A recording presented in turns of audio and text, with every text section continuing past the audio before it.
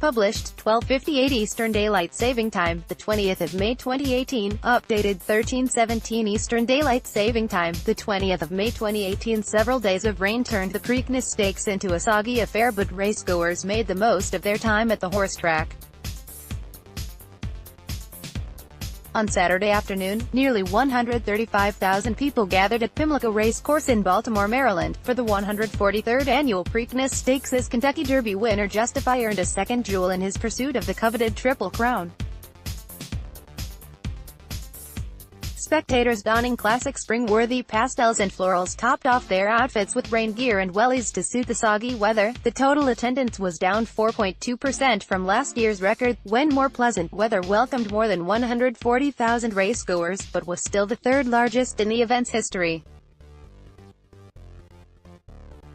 Heavy foot traffic created extensive puddles of thin terracotta mud throughout the sodden park grounds that coated spectators' shoes and splashed up onto their legs. However, even the wet weather and slippery conditions couldn't put a damper on the festivities, as photographs show fans letting their hair down and making the most of the dirty day at the track. This year's Preakness Stakes horse race in Baltimore, Maryland, was a particularly soggy affair after several days of heavy rain. Despite less than ideal weather conditions, thousands of people turned out at Pimlico Race Course on Saturday afternoon. Spectators accessorized their festive spring outfits with rain gear and wellies, brightening up the dull and foggy backdrop. Nearly 135,000 people turned out for the race as heavy foot traffic created a thick layer of muck on the horse park grounds. Several rowdy racegoers capitalized on the slick conditions by creating makeshift wrestling rings in the muddy puddles. A man knocks his friend backward into a massive mud puddle, causing the dirty water to splash back up into his face. One man who dove headfirst into a mud pit, coating his entire body including the inside of his mouth, looks proudly in a camera. The same man was spotted several minutes later walking confidently through the horse park's infield before the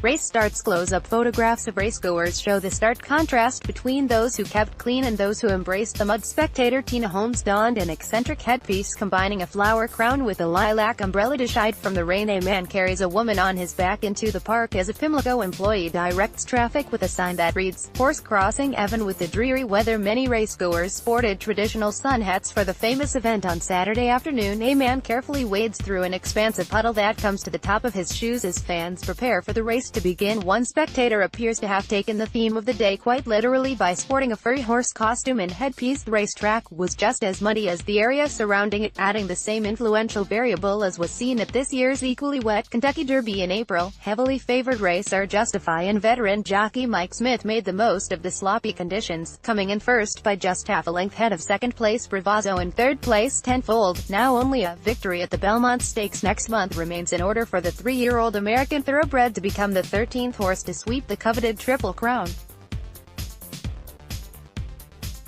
He was trained by 7-time Preakness winner Bob Baffert, who was also the trainer for the last Triple Crown winner American Pharoah, who scored the title in 2015. When the starting gate opened, the field of 8 horses took off onto the messy track, kicking up the mud with their hoofs. Justify and veteran jockey Mike Smith capitalized on the sloppy track and took first place in the race. Everyone came to see Justify and Smith are shown right alongside second place Bravazzo, second from right, and third place Tenfold, left. After the race, each of the horses and jockeys were coated in copious amounts of mud from the track.